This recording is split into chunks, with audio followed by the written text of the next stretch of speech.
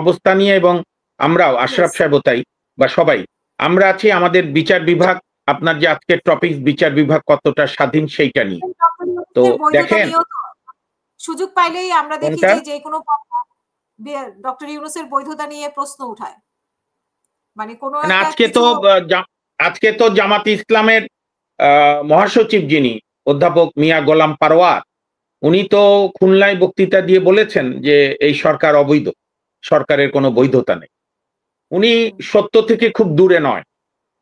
Fact হচ্ছে এই সরকারের সকল কার্যক্রম আগামী পার্লামেন্টে, নির্বাচিত পার্লামেন্টে প্রথম অধিবেশনে এই কার্যক্রমগুলোর বৈধতা দিতে হবে। যদি বৈধতা না দেয় তাহলে ইউনূস সাহেবের সরকার অবৈধ হিসাবে চিহ্নিত হবে।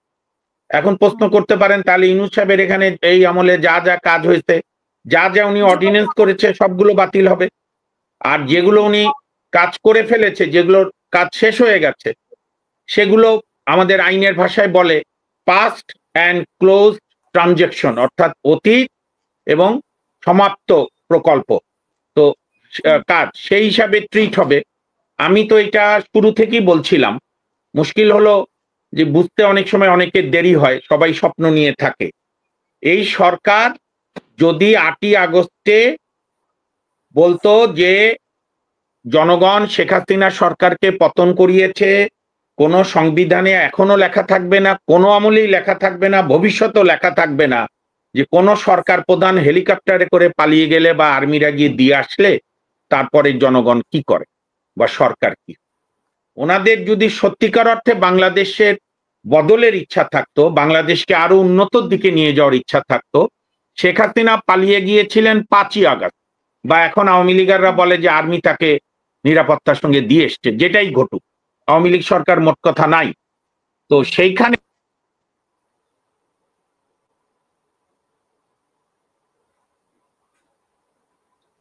আচ্ছা, আমি ওনাকে শুনতে পাচ্ছি না। আশরাফ ভাই শুনতে পাচ্ছেন? এখন শুনতে পাচ্ছেন? এখন শুনতে পাওয়া যাচ্ছে।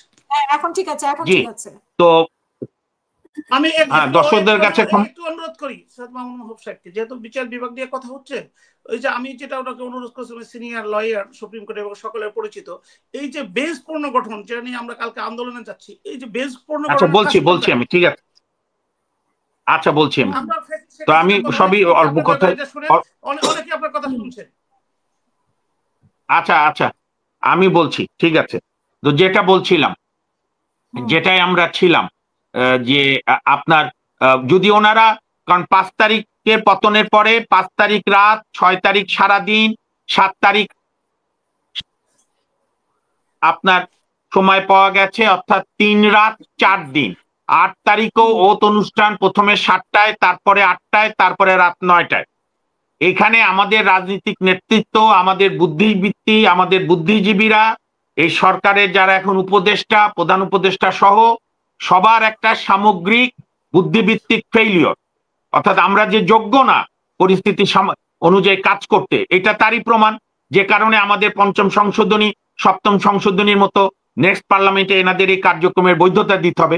আর ওনারা যদি সত্যি সংস্কারের ব্যাপারে আন্তরিক থাকতো, উচিত ছিল 8 তারিখে ওত নেওয়ার শহীদ মিনারে আপনার সংবিধান স্থগিত করে ওই পর্যন্ত জনগণের অভিপ্রায় জুলাই ডিক্লারেশন দিয়ে রাষ্ট্রপতিকে বলতো যে মেহরবানি করে আপনি, বিনয়ের সঙ্গে বলছে, আপনি পদত্যাগ করেন। উনি করত, সবাই মিলে নতুন করে এটা করত। যেটা হয়নি অতি বুদ্ধি করে তারা ওত নিয়েছে, সংবিধানে রক্ষা করব, সমর্থন করব, রক্ষণ করব। সংবিধানে গণভোটের কোনো বিধান নাই। বিএনপির স্থায়ী কমিটির সদস্য আমির খসরু মাহমুদ চৌধুরী যথার্থই বলেছে গণভোট অসাংবিধানিক। আমরা শুধু মেনে নিয়েছিলাম জাতির স্বার্থে যাতে নির্বাচনটা দেয়, অন্যান্য দলগুলো যাতে বাধা না দেয়। এবং গণভোট যে শেষ, জামাত বুঝতে পারছে কিনা আল্লাহ জানে, কারণ যারা টাকা খরচ করে এমপি ইলেকশন করবে তার ঠেকা পড়েনি ওই ভোটারকে বুঝানো যে তুমি অমুক মার্কে ভোট দেওয়ার পাশাপাশি এই 4টা প্রস্তাবে হ্যাঁ কি না করো।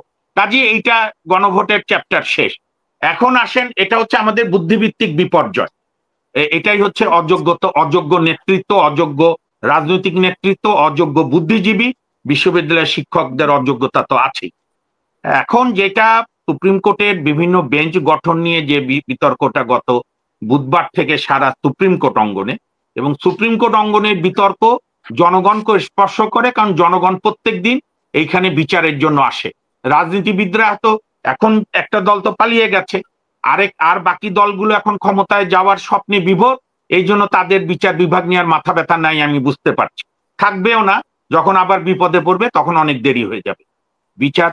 বিচার বিভাগ মানে বেঞ্চ কিভাবে গঠন হয় এইটার ক্ষেত্রে আমাদের কিংবদন্তি তুল্য আইনজীবী, একটা মিনিট আপা, জাস্ট এক সেকেন্ড।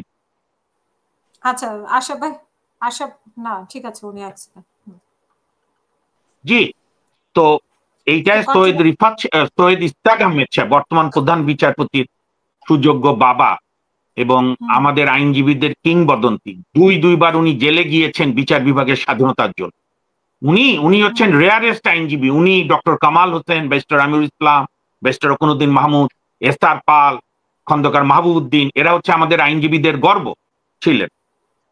উনি কিরকম আইনজীবী দেখেন, কোন দল করতো না, কিন্তু আওয়ামী লীগ বিএনপি সবাই ওনাকে ওনার যে কোনো অনুষ্ঠানে প্রধান অতিথি করার জন্য অস্থির হয়ে থাকতো, কারণ উনি বিবেক দিয়ে কথা বলতেন।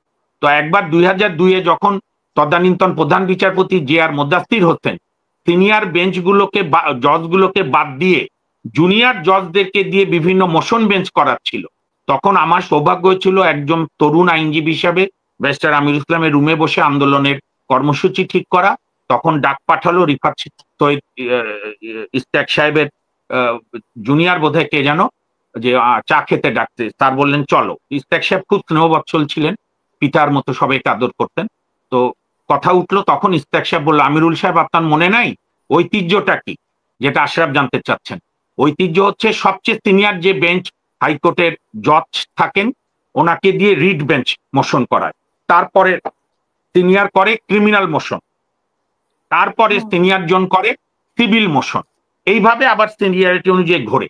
এইটা ছিল নর্মাল ঐতিহ্য, এবং এটাই হচ্ছে ইথোস বেঞ্চ গঠনের। হ্যাঁ, অনেক সময় অনেক সিনিয়ররা পারে না, অসুস্থ থাকে, বা অনেক সময় অনেকের যোগ্য অযোগ্য, এগুলো কিছু ব্যালেন্স করে, এটা আমি দোষের দেখছি না।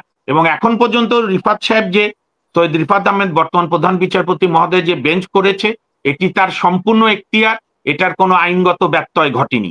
যেটা ব্যত্যয় ঘটেছে ঐতিহ্য, যেটা ব্যত্যয় ঘটেছে প্রচন্ড নৈতিকতা। নৈতিকতা মানে আমি ওনার নৈতিকতা বলছি না, বেঞ্চ গঠনের নৈতিকতা।